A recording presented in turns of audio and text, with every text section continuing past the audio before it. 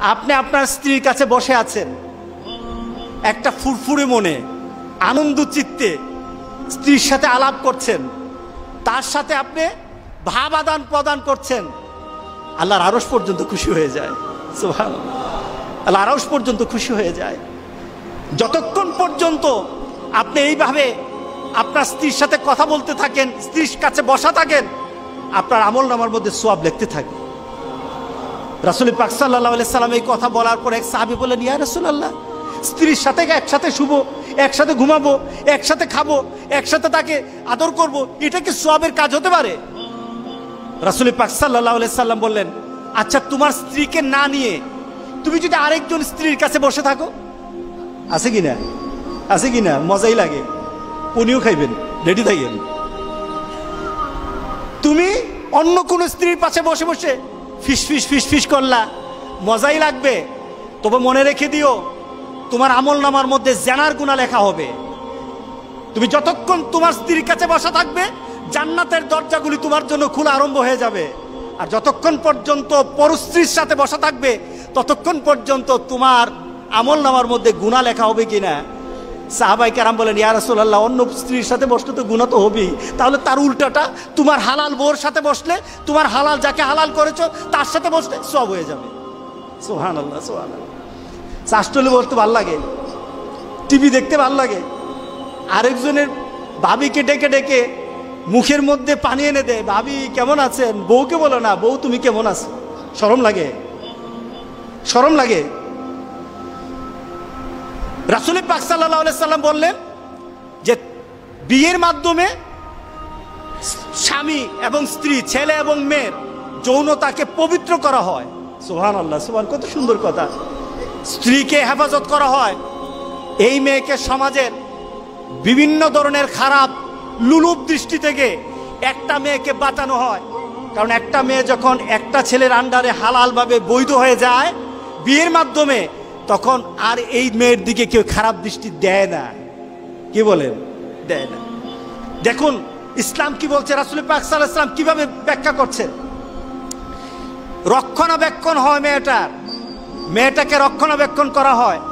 কারণ একটা ছেলে যখন একটা মেয়েকে বিয়ে করে, তার চিন্তা চেতনায়, তার ভাবনায়, তখন মনে হয় যে এই মেয়েটাকে সকল ধরনের বিপদ আপদ থেকে আমি রক্ষা করব, আমি তার পাশে থাকবো, আমি তাকে বিভিন্ন গার্ড দেব, তাকে তার বিপদের সময় আমি কাছে থাকবো। কি বলেন? বলে কি না? আপনার স্ত্রীর কাছে যদি কেউ ঘেঁষায়, তখন মেজাজটা গরম হয় কিনা? হ্যাঁ, কেন হয়? কারণ সে আপনার হালাল হয়ে গেছে। রাসূল পাক সাল্লাল্লাহু আলাইহি সাল্লাম বললেন, কেউ যদি ঘেঁষতে চায় তোমার মেজাজ গরম হয়ে যায়, তার পিছনে কারণ হলো তুমি তার রক্ষক হয়ে গেছো। ইসলাম একটা মেয়েকে রক্ষণাবেক্ষণের সুযোগ করে দেয় বিয়ের মাধ্যমে। আর ওই মেয়ে যে স্টাইল করে বিয়ে করেছে, সন্তান প্রজননের গোটা পৃথিবী টিকে থাকবে যতক্ষণ পর্যন্ত আল্লাহ সুবহানাহু ওয়া তাআলা যে মানুষ সৃষ্টির পদ্ধতি বানিয়েছেন, পদ্ধতি সৃষ্টি করেছে, এটা চালু থাকবে ততদিন পর্যন্ত পৃথিবী সুন্দর হবে।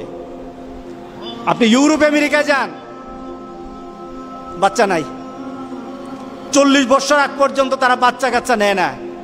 এটার পার্সেন্টেজ কত? 77%। 77%। আমি অনেকদিন আগে একটা ডাটা দেখেছিলাম, ইউরোপ আমেরিকার ছেলে মেয়েরা তারা 40 বছর 45 বছর পর্যন্ত তারা বিয়ে করবে না। মানে কি? বিয়ে করলে তো বাধা হয়ে যায়। তাদের ধারণা হলো, এক মহিলা আমার ভাগ্নিকে পড়ায় একটা ইংলিশ। আমি ওই সময় ম্যানচেস্টারে ছিলাম। তো ওই মহিলা আমার বান্ধবীকে বলছে তার 100টা ফ্রেন্ড আছে, 100টা ফ্রেন্ড।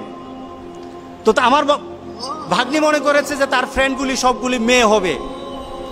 সে বলছে আমার 100টার মধ্যে 99টা হলো বয়ফ্রেন্ড, একটা হলো গার্লফ্রেন্ড। 99টা কি ফ্রেন্ড? বয়ফ্রেন্ড। আর একটা হলো গার্লফ্রেন্ড। কারণ তাদের কথা হলো বিয়ে আর বাচ্চা নেওয়ার মাধ্যমে আমাদের জীবনের যে একটা চাহিদা আছে, চাহিদাটা নষ্ট হয়ে যাবে। চাহিদাটা পূরণ করতে পারবো না, সুতরাং 100 ফ্রেন্ড কোন দিন কার কাছে যাবে এটাও তার তালিকা নাই। এটা হলো পশু থেকে আরো খারাপ। কি বলেন, ঠিক আছে কিনা বলেন? পশু থেকে আরো খারাপ। কিন্তু ইসলাম বলে কি? ইসলাম বলে যে তোমাদের একটা নির্দিষ্ট সময়সীমা, আমাদের সমাজে যেটা আছে 18 বছর, এটাও তো রাষ্ট্রীয় হতে পারে, কিন্তু ইসলাম কিন্তু বলে দিয়েছে যখনই কোনো ছেলে আর মেয়ের মাঝে অবাধে যৌনাচার এবং হারাম পথে চলে যাওয়ার কোনো ধরনের সিমটম তার মধ্যে দেখা যাবে, তখনই তাকে বিয়ে করে দাও, তখনই বাবার কর্তব্য তাকে বিয়ে দিয়ে দাও। এটা আমার ইসলাম বলেছে, এটা আমার আল্লাহ বলেছেন, এটা আমার রাসূলের বলা। সুতরাং যতক্ষণ পর্যন্ত এই পদ্ধতি চালু না হবে, জেনা ব্যভিচার কমবে না, বাড়তেই থাকবে, বাড়তেই থাকবে, লিভ টুগেদার বাড়তে থাকবে। রাসূল পাক সাল্লাল্লাহু আলাইহি সাল্লাম থেকে যে আমাদের বিয়ের মাধ্যমে কি হয়, আমাদের প্রজন্ম সৃষ্টি হয়। আমাদের সমাজে প্রজন্মের এই সমাজও আছে, ওই সমাজও আছে।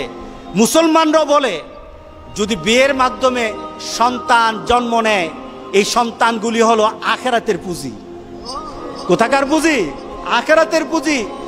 একটা সঠিক পদ্ধতিতে সন্তানকে যখন বড় করা হয়, এগুলি হয় যে আখিরাতের পুঁজি। আর বিয়ে ছাড়া যে সন্তানগুলি হয়, আমাদের সমাজে সন্তানগুলির একটা নাম দিয়েছে, নামটা কি? হারামজাদা। কি বলেন, রাগ করতেছেন নাকি? কারণ কি? একটাই শুধু নীতি, শুধু বিয়ের পদ্ধতি নাই, একটা হয়ে গেছে জান্নাতের আশা। আর একটা পদ্ধতি না থাকার কারণে সে সমাজের মধ্যে নিকৃষ্ট একটা পর্যায়ে চলে গেছে। এই নীতির মধ্যে যারা আঘাত করবে, আল্লাহর কসম, আল্লাহ দুনিয়া তো তাকে দেখাবেন, আখিরাত তো তাকে ছাড়বেন না। কি বলেন, ঠিক আছে কিনা বলেন? একটা সঠিক পদ্ধতিতে এই সমাজের মধ্যে মানুষ বৃদ্ধির একটা ব্যবস্থা হয়ে যায়। এরপরে কি হয়? রাসূল পাক সাল্লাল্লাহু আলাইহি সাল্লাম কাল হাসুরের দিনের সাহাবায়ে কেরামদের সাথে একটা গর্ব করতেছিলেন। সুবহানাল্লাহ, উম্মত নিয়ে গর্ব করতেছিলেন। কি গর্ব? রাসূল পাক সাল্লাল্লাহু আলাইহি সাল্লাম বলছিলেন কাল হাসুরের দিন উম্মতরা দাঁড়ানো থাকবে, নবীরা সামনে থাকবে, উম্মত দাঁড়ানো থাকবে। কোন উম্মত হবে, কোন নবীর পেছনে উম্মত হবে 50 জন, 1000 জন, লক্ষ জন, কোটি জন হবে। কিন্তু আমি মুহাম্মদ রাসূলুল্লাহ সাল্লাল্লাহু আলাইহি সাল্লাম যখন হাসরের ময়দানে দাঁড়ানো হবে, আমার পিছনে উম্মতের সংখ্যা হয়ে যাবে কোটি কোটি, উম্মতের সংখ্যা হয়ে যাবে সবার থেকে আমার উম্মতের সংখ্যা বেশি হয়ে যাবে।